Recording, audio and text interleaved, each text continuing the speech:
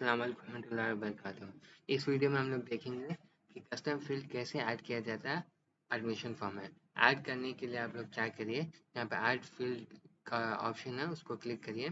Add field को जब click करेगा तो कस्टम फील्ड नेम पूछेगा, वहाँ पर कस्टम फील्ड नेम ऐड कर लीजिए।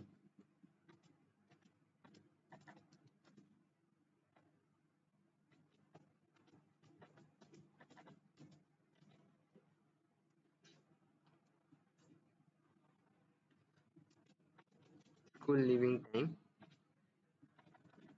स्कूल एंडिंग टाइम बोल के डाल लीजिए। यहाँ पर जब आप एंडिंग टाइम बोल के डालिएगा, फिर टाइप सेलेक्ट कर लीजिए। यहाँ पर कौन सा number drop down check box text text select कर लेता हूँ।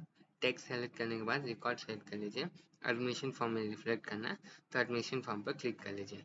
एडमिशन फॉर्म पर क्लिक करने के बाद फील्ड ऑर्डर नंबर, एक ऑर्डर नंबर दे दीजिए, 1 है कि 2 है या 3 है, ऑर्डर नंबर यहाँ पे दे दीजिए। इनेबल करना है, डिसेबल करना है, मतलब एडमिशन फॉर्म में दिखाना है या नहीं दिखाना है। दिखाना है तो इसको इनेबल कर लीजिए, नहीं दिखाना है तो इसको डिसेबल कर लीजिए।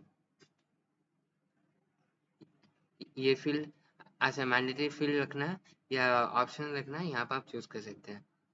अगर इसे इनेबल करिएगा तो ये मैंडेटरी फील्ड हो जाएगा, कंपल्सरी फिल करके चुकना पड़ेगा। अगर इसे इनेबल नहीं करिएगा तो वो ऑप्शनल फील्ड होगा, वो फिलअप करे तो भी ओके, नहीं करा तो भी ओके। या मैंडेटरी करके ऐड फील्ड पर क्लिक करता हूँ। ऐड फील्ड पर क्लिक करने के बाद जब हम लोग एडमिशन फॉर्म पर जाते हैं, ऐड एडमिशन में